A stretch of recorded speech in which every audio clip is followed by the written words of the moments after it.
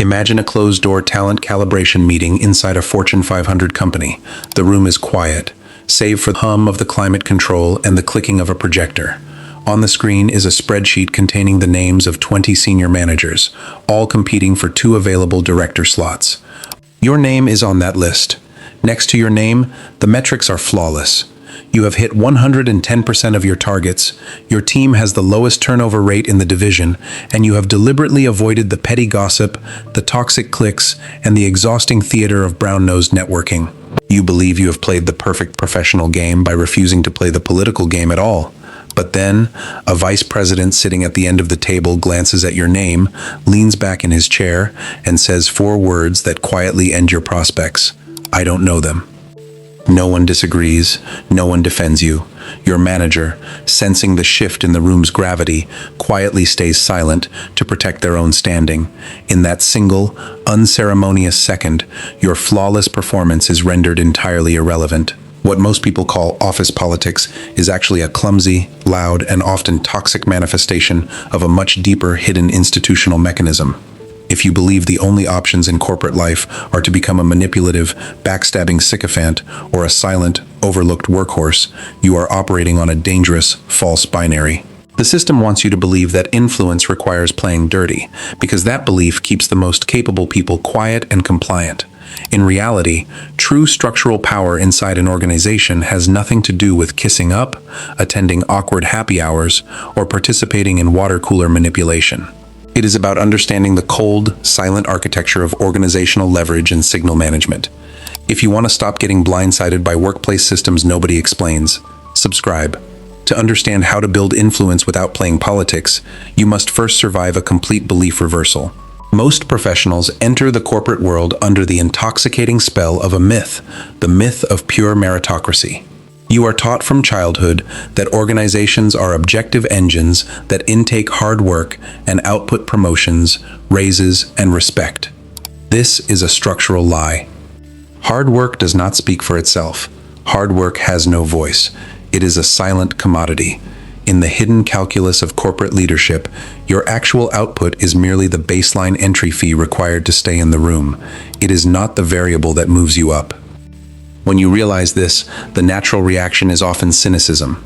You look at the people who do get promoted, the smooth-talking executives who seem to possess minimal technical competence but maximum visibility, and you assume they won't stop playing politics. You watch them flatter the vice presidents, echo the latest corporate buzzwords, and take credit for the labor of their subordinates. You tell yourself, I refuse to lower myself to that level. But this emotional reaction blinds you to the actual mechanism at play. Those individuals are playing a fragile, high-risk game. Political alignment based on personal relationships is incredibly brittle. When a key executive leaves the company or gets terminated, their entire political faction is wiped out overnight in a quiet corporate purge. The mistake you are making is confusing politics with influence. Politics is interpersonal, emotional, and highly unstable. Influence, however, is structural, systemic, and predictable. Politics is about who you know and how much you flatter them. Influence is about how much the organization depends on the execution of your specific function and how that execution is perceived by decision makers. You do not need to become a politician to win. You need to become an architect of your own institutional value.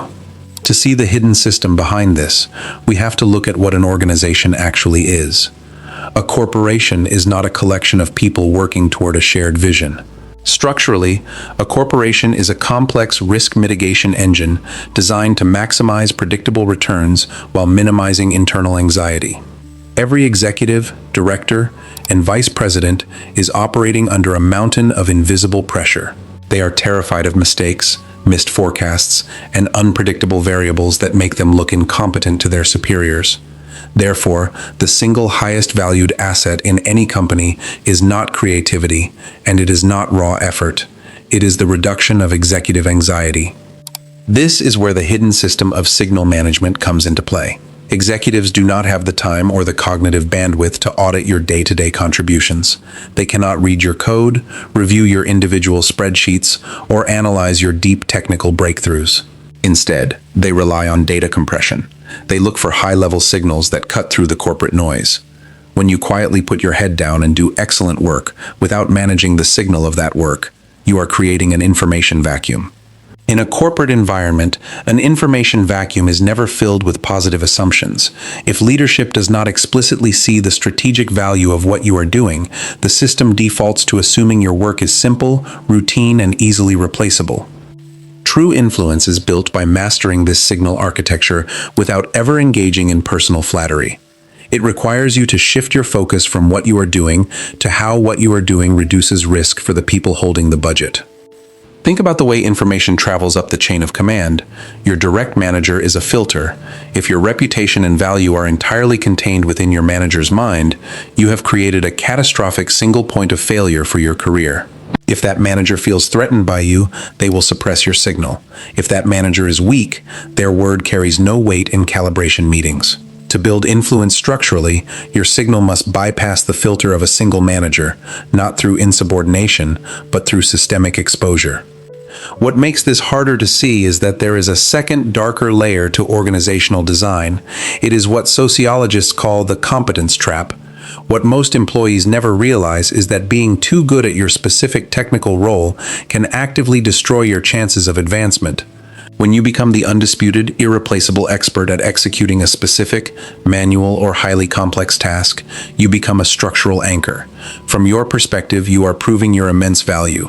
From the system's perspective, you are creating a massive replacement cost. If the department director promotes you out of that role, who will do that critical work? The moment your manager realizes that the entire department's stability relies on you staying exactly where you are, it becomes organizationally disadvantageous to ever move you. You are locked into a gilded cage of your own excellence. The politicians avoid this trap not because they are smart, but because they are loud. They ensure they are never associated with the tedious, low-visibility operational work that keeps the building standing.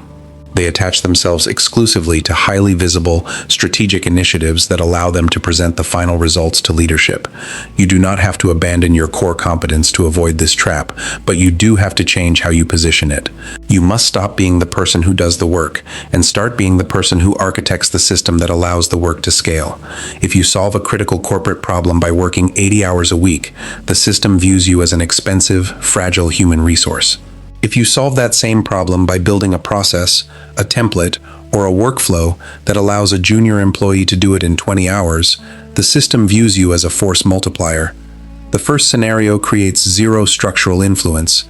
The second scenario makes you universally influential across departments because you have created an asset that leadership can see, measure, and scale.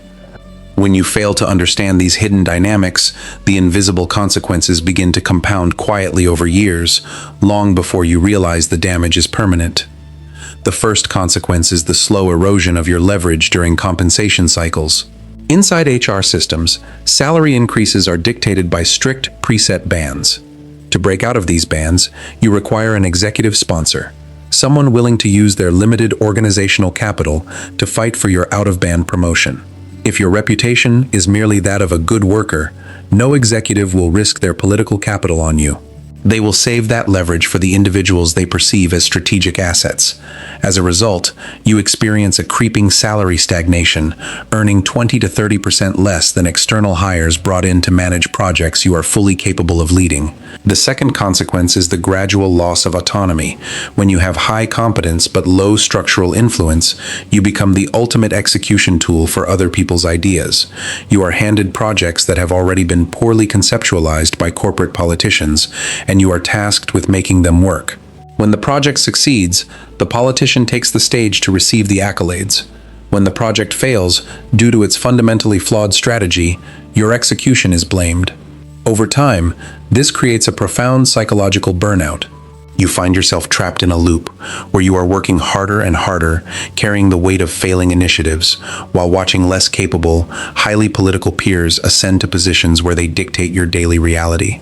You begin to hate your job, your company, and the industry, missing the fact that your suffering is not caused by a lack of talent, but by a total failure to manage the invisible currency of the corporate system.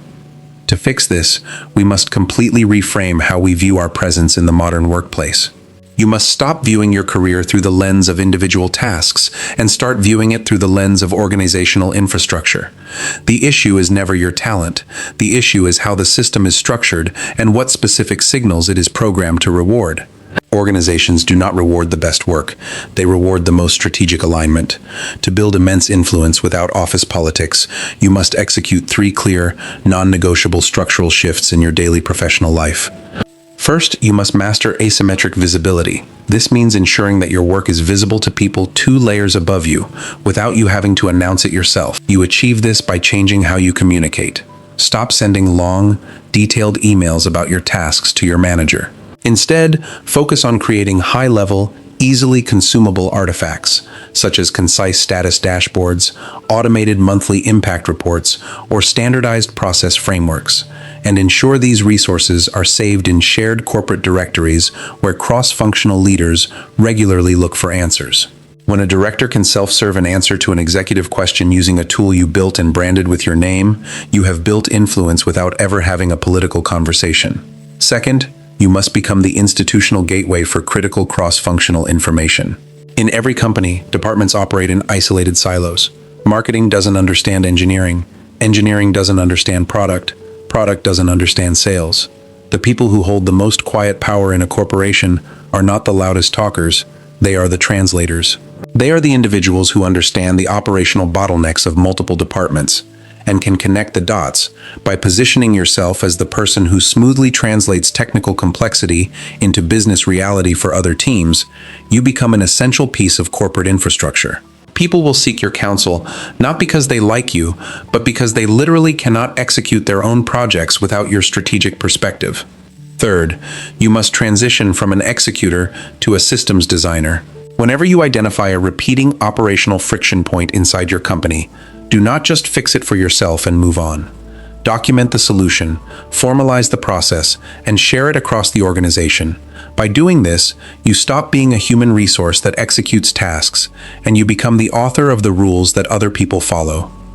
The ultimate reality of corporate life is that the system is completely indifferent to your silent loyalty, your internal grievances, or your unseen late nights. The company is a machine operating on cold, structural incentives designed to reward those who understand its underlying mechanics and ignore those who do not. If you choose to sit on the sidelines, hoping that pure performance will eventually save you from the harsh realities of corporate decision-making, you are gambling with your livelihood on a system that does not know you exist. You do not need to compromise your integrity, join toxic office cliques, or change your personality to survive and thrive in this environment. But you must accept the responsibility of managing your own structural reality. Never forget the fundamental law of the corporate hierarchy. If you do not actively design your own institutional leverage, you will spend your entire career being the leverage that someone else designed.